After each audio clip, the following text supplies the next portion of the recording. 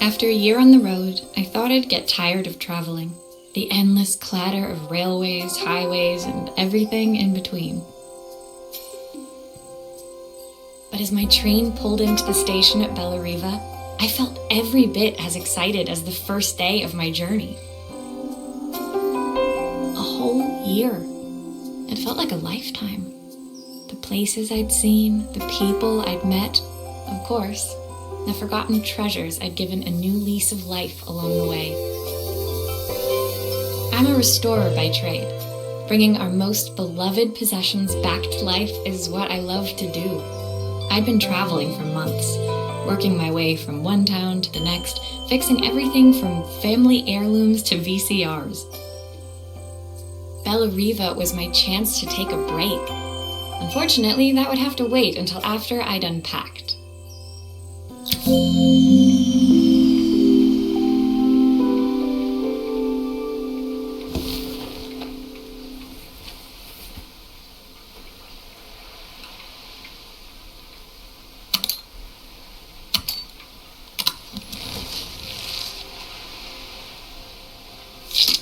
I picked up these sunglasses on my last stop. Hopefully I'm cool enough to pull them off. I saw a guitarist wearing these at a show once. Rock and roll repair woman, at your service. My passport. Not many blank pages left now.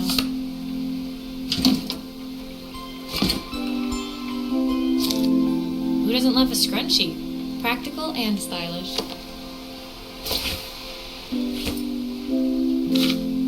My parents took this after I made my first repair. Seems like a lifetime ago. Looking forward to taking more close-ups of my fingers with this.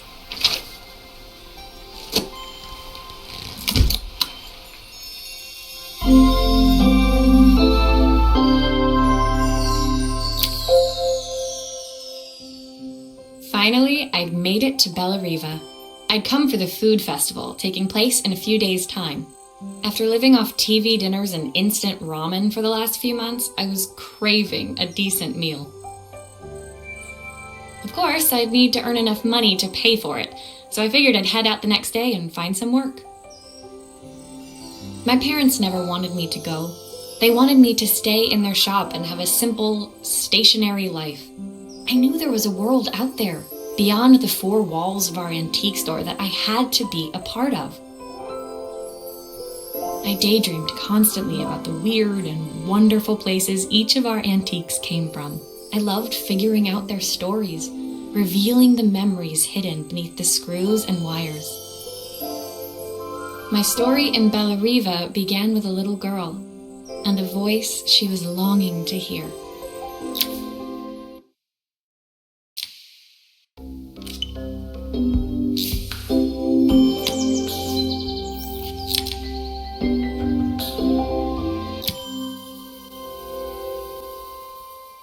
It was my first morning in Bellariva, and I couldn't wait to leave my hotel and explore.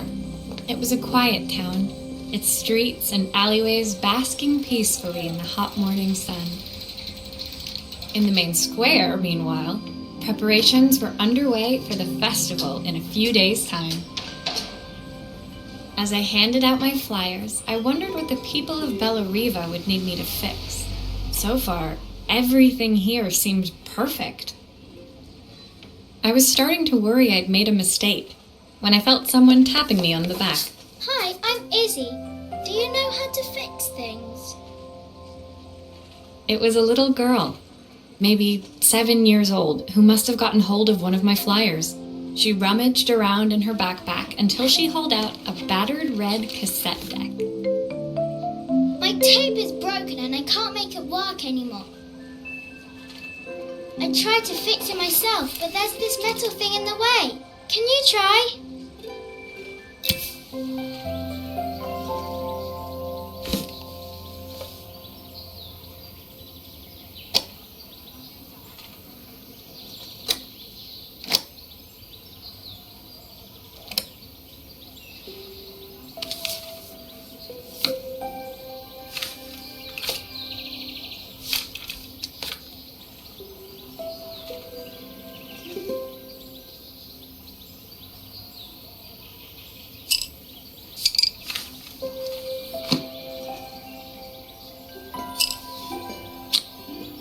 did you do that?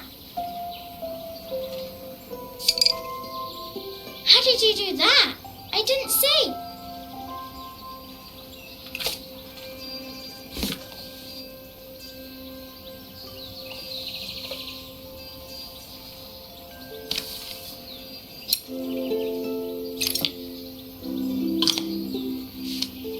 Aha! Those batteries look like they need replacing. Luckily, I have some spares.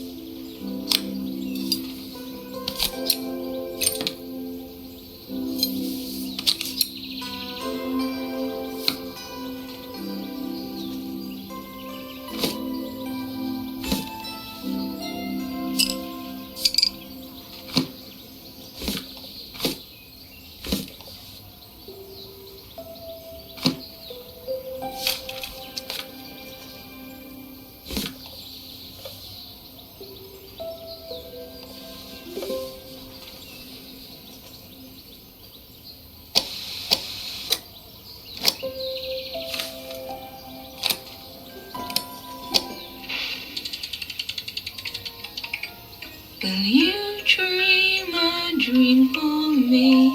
If I sit by your side and hold you so tight. When it finished, Izzy picked up the tape deck and tucked it carefully into her backpack.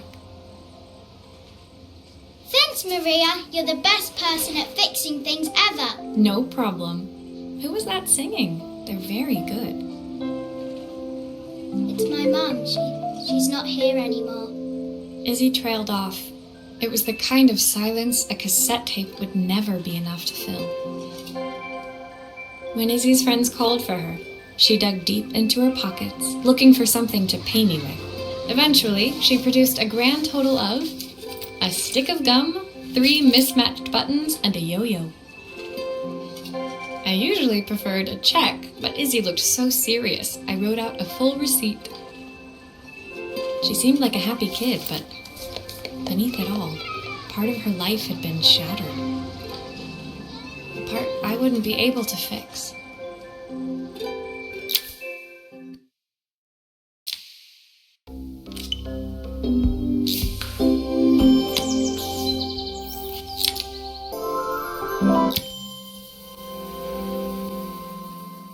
My first repair complete, I spent the rest of the day doing small jobs in and around the square.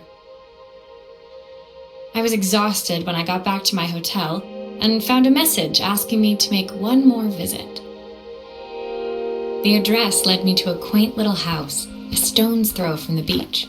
Bathed in the evening light, it looked beautiful, in spite of its flaking paintwork and chipped tiles. The front door was opened by a harried-looking man, still dressed from a long day at the office. Are you Maria? My name's Joseph. I'm Isabel's father. I'm so sorry she bothered you this morning. Please, come in. I'd like to settle up properly. On the mantelpiece, I saw the remains of a broken statue. Without thinking, I picked up a fragment. Ah, my father's statue. What's left of it, at least. Yet another way I'd have disappointed him. It survived 100 years in this family. But 5 minutes with Isabel and... Do you think you can salvage it?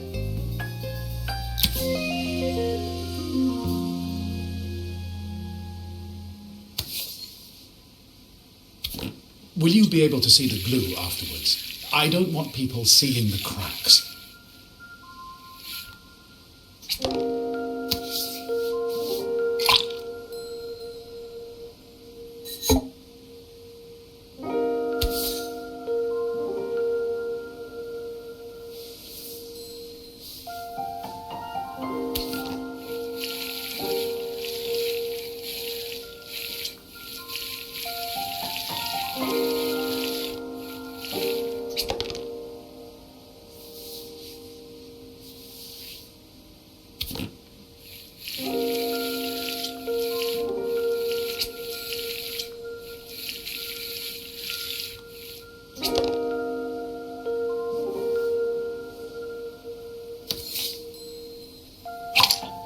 Is this glue really strong enough to hold everything together?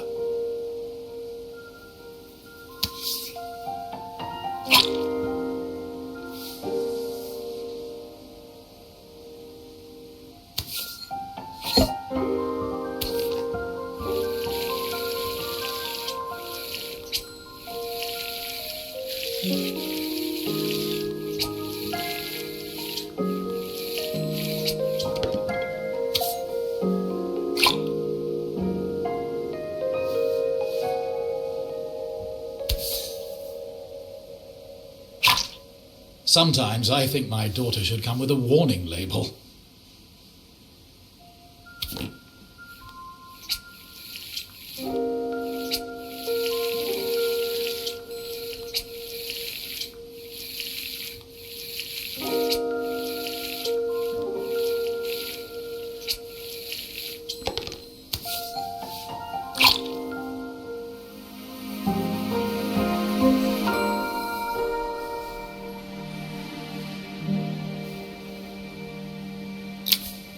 Thank you, Maria. It looks as perfect as it ever did. My father wanted me to make something of myself. He didn't have time for anything less. As Joseph put the statue back on the shelf, it nudged against the family portrait stood proudly next to it. So he was Bellariva's mayor.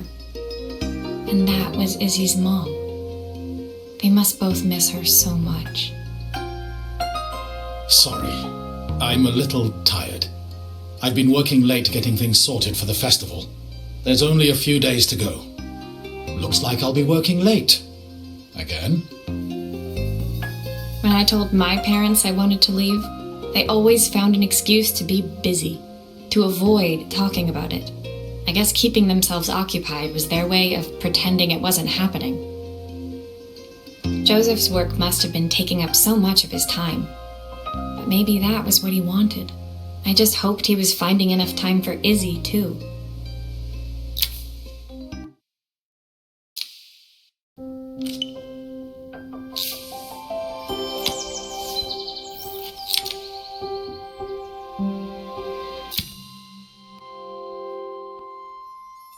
My second day in Bellariva dawned bright and clear.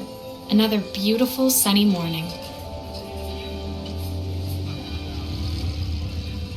Walking into town, I passed cafes overflowing with customers cradling their morning coffees. I stopped, breathing in the smell of roasted coffee beans and freshly baked pastries. I was about to go inside when the owner of Carmen's, the cafe next door, stopped me. Hello, Maria? Were you here yesterday handing out flyers? I have a job for you. Her place was petite, tucked between its competitors as if hoping they wouldn't notice. Judging by the empty tables inside, though, her potential customers hadn't noticed it either.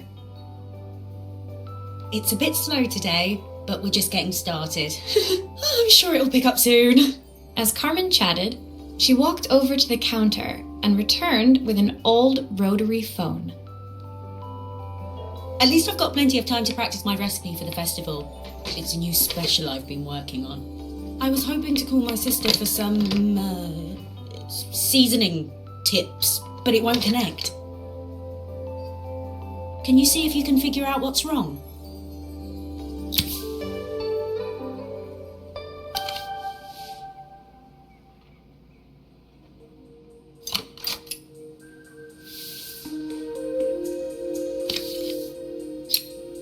Obviously, we'd normally be much busier than this.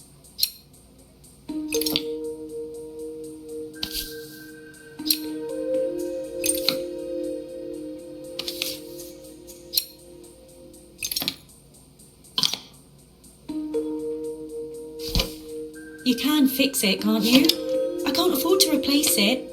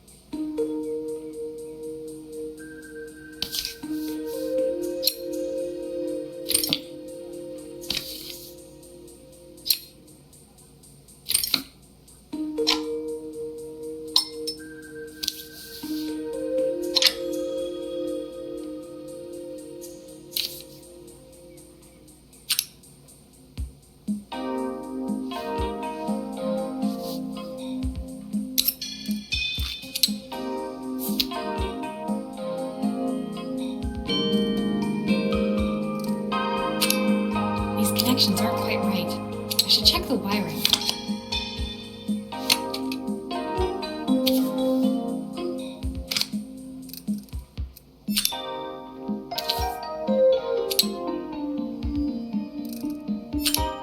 Looks like this new circuit board is all hooked up.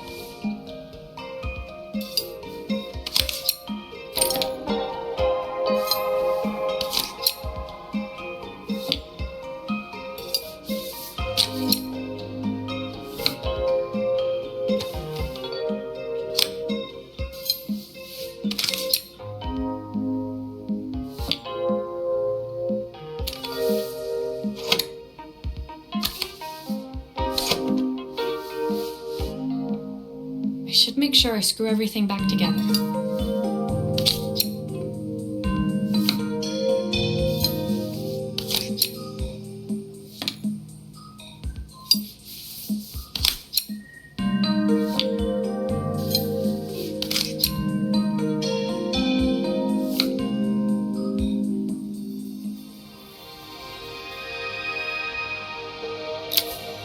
When I handed the phone back to Carmen, she seemed almost reluctant to take it from me. So it's all working now, is it? I don't have to leave it to dry or let it cool down? Nope, it's ready to go. It'll be ringing off the hook in no time. That's if I can pay my phone bill anyway. And the rent and the suppliers. Anyway, take a seat and I'll be right with you. Your coffee's on the house. I sat at one of the empty tables, while at the counter, Carmen had started dialing the phone. Hello? How's my favourite sister doing today? As she talked, Carmen became more and more tense. This didn't seem like a call for some cooking advice. I know I still owe you from last time, but I can't afford to take part in the festival if I don't pay. I could almost feel the eye roll at the other end of the line. You don't need to be here, though. Can't you just put the cheque in the post? When the call ended, Carmen brought me my coffee, her hands trembling. Sorry about that. My sister's decided to fly in for a visit. Oh, God, I have to get ready. Actually, I might have another job for you. Can you come by tomorrow?